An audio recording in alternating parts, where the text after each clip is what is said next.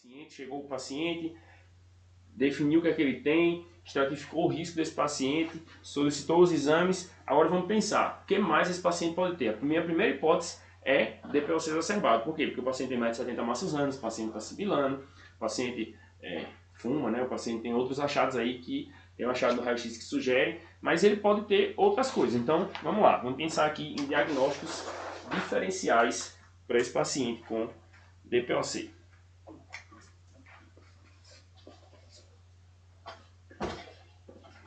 Talvez o principal diagnóstico diferencial que a gente tenha que excluir nesses pacientes com DPOC exacerbada é IC, insuficiência cardíaca. Qual vai ser o grande diferencial do paciente com IC? O paciente com IC, ele está geralmente congesto. Então, ele tem edema de membros inferiores, ele tem crépito bolhoso, ele tem B3, ele tem alguns achados que vão sugerir que ele tem uma IC descompensada, né? Ele tem edema, ele tem B3, ele tem crépito bolhoso. Então, isso vai te ajudar a definir que esse paciente tem IC. Você faz o eletro do paciente, o paciente tem um coração lá chumbado, né? Cheio de alteração que sugere sobrecarga de câmaras, né? Sobrecarga de átrio, sobrecarga de ventrículo. O paciente tem algumas alterações aí que podem sugerir no eletro, por exemplo, e aí já te ajuda a pensar também uma causa de desconforto respiratório relacionado ao coração. E o BNP, como eu disse, o BNP aumenta nos pacientes que têm uma descompensação cardíaca, né? Uma descompensação cardíaca, uma dispneia causada por uma alteração do coração, eles vão ter o BNP, assim, a tendência é que tenha o BNP aumentado. Outra causa que a gente precisa excluir no paciente que tem DPOC, né? A pneumonia, como eu disse, que vai ser um pouco difícil se ele tem, se sugere que é mais difícil você diferenciar exatamente da pneumonia. Mas um outro quadro, TEP.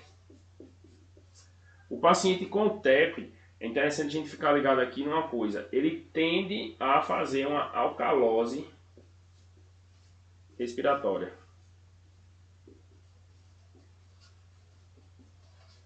Por quê? Porque a bronca do paciente com TEP é que ele não consegue oxigenar o sangue. Ele não consegue oxigenar de forma satisfatória porque existe uma obstrução no fluxo do sangue. Então ele tende a fazer uma alcalose respiratória porque ele hiperventila na tentativa de compensar essa hipóxia. E aí ele termina colocando muito CO2 para fora. Diferente do paciente DPOC, que ele tem uma retenção de CO2. Geralmente ele vai ter uma retenção de CO2. Então se o paciente ele tem uma alcalose respiratória, talvez, não vá dizer que todo paciente com uma história típica de DPOC exacerbado, com alcalose respiratória, ele está tendo um TEP, não, tá? Ele pode ter um TEP, é interessante ficar presente para essa situação, porque geralmente o DPOC ele tem um PCO2 aumentado, ele tem um PCO2 um pouquinho maior do que o normal, inclusive ele tolera PCO2 maior do que os pacientes, né? Do que os pacientes que não têm DPOC. Outra coisa, o paciente com TEP, ele pode apresentar uma dor torácica ventilatória dependente, né? Então, esse paciente com a dor torácica ventilatória dependente, ele pode ser um TEP. Não é comum um paciente com DPOC apresentar dor torácica ventilatória dependente, dor pleurítica. Então, é uma possibilidade. Fica ligado aí que pode ser um diagnóstico diferencial. Asma. Asma é um diagnóstico diferencial importante. Como é que a gente vai pensar e como é que a gente vai diferenciar se o paciente tem asma ou se ele tem DPOC? A asma geralmente é mais comum no paciente jovem, tá? Ele é comum em jovem. Ele é reversível. Então, ele tende a responder melhor às medidas broncodilatadoras do que o DPOC, porque, por definição, a asma é um distúrbio, uma obstrução que é responsiva ao broncodilatador. Então, a gente tende a ter uma resposta melhor no paciente que geralmente é mais jovem e nem sempre tem a exposição, né, a exposição ao cigarro, né? É um paciente que tem relato de alergias. É um paciente que tem relato prévio aí de outros quadros de sibilância e tudo. Então, interessante a gente ter ficar assim, presente para essa possibilidade. Que outro quadro a gente tem aqui também? A gente pode ter de diagnóstico diferencial, bronquiectasia.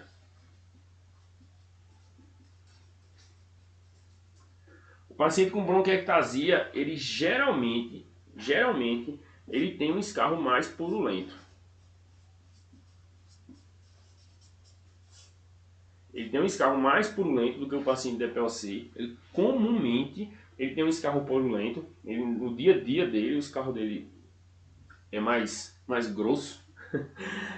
E ele tem as bronquiectasias no exame de imagem, né? O exame de imagem vai apresentar a bronquiectasia. Se for no raio-x de tórax, é aquele sinal do trilho de trem. Então, o exame de imagem vai te ajudar. E outra patologia aqui que pode aparecer também é a tuberculose. Então, o paciente com tuberculose, ele tende a ter os sinais de TB, né? Emagrecimento, e nem o paciente, muitas vezes DPOCzão, ele pode ser emagrecido, mas ele vai ter um emagrecimento, vai ter febre, né? Ele tem uma tosse bastante purulenta também, ele pode apresentar, tá? Nem sempre uma tosse purulenta. Particularmente ele vai ter hemoptise também, né? Geralmente ele apresenta, nem sempre, viu? Nem sempre. Tuberculose ele pode se apresentar de todas as formas. Então, ele pode ter hemoptise também aqui como paciente com bronquiectasia, né? Ele pode ter também hemoptise. Então, o paciente com bronquiectasia, o paciente TB, eles podem apresentar hemoptise. Então, esses aí são os diagnósticos diferenciais que a gente tem que ter aí na manga, sempre pensar e sempre tentar excluir outras possibilidades que estão levando à descompensação respiratória desse paciente, beleza? Então, pensar sempre. Talvez o principal deles para você diferenciar seja a IC, porque o tratamento ele termina sendo completamente diferente. Quando a gente está falando da asma, do paciente com bronquiectasia, às vezes até o próprio TB, o tratamento de resgate do DPOC, ele compensa os sintomas, ele não é o que trata a doença de fato, mas ele compensa os sintomas. Então, se você errar para cá, menos mal, mas se você errar aqui, faz toda a diferença, porque o tratamento para o DPOC, ele termina sendo um pouquinho pior para o paciente com IC. Mas no paciente com TEP, 60% deles vão ter TVP. 60% tem TVP. Então, é um número bem significativo. Então, se no seu serviço, se onde você está pensando de TEP, o paciente tem um TEP, mas você não tem uma angiotomografia, você não consegue mandar esse paciente para anjo TC, é porque ele está instável, você precisa entubar e está uma desgraça, o paciente está ali cheio de coisa, você não consegue mandar ele para fazer a tomografia naquele momento, para te ajudar.